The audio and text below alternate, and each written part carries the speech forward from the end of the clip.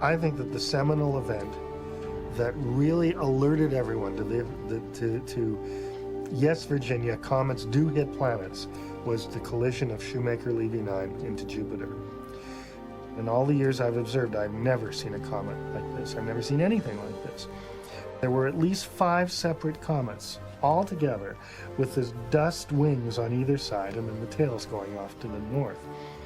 Which later came to be called a string of pearls. There were many little comets all lined up, each one going on its own orbit, but very closely related orbits, and it was clear that this had once been one comet that had gotten too close to Jupiter and had been torn apart in the gravity field of Jupiter. Not long after discovering Comet Shoemaker-Levy 9, they learned the comet was on a course that would lead to its own violent end. Well, I said, oh my gosh. And Carolyn stopped and said, what? And I said, our comet's going to collide with Jupiter in 16 months from now.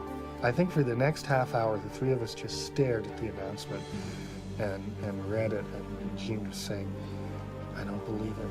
We're going to see a collision in my lifetime.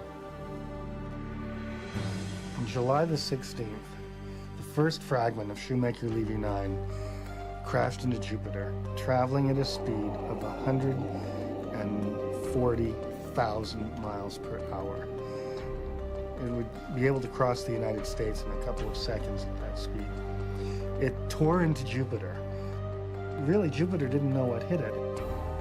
The explosion from the first fragment of Shoemaker-Levy 9 rose over 2,000 miles above Jupiter's cloud tops.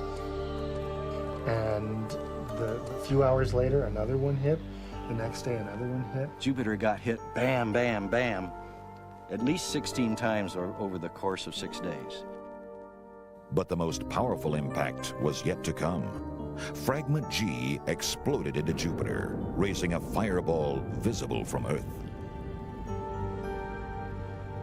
It left a cloud larger than the Earth, and a cloud that lasted on Jupiter for almost a year.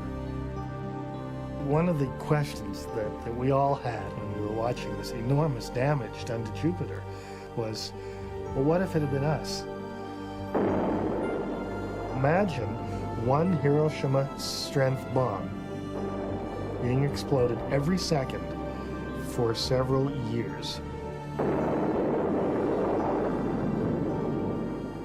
That is the energy released by Shoemaker-Levy 9 in its collision with Jupiter.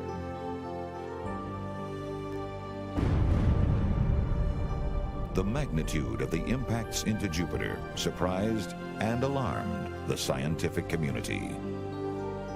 And one of the big discussions was, how do we get rid of the giggle factor? We go to Congress and we say, a comet could hit the Earth someday, and everyone laughs. After Comet Shoemaker-Levy 9, nobody was laughing.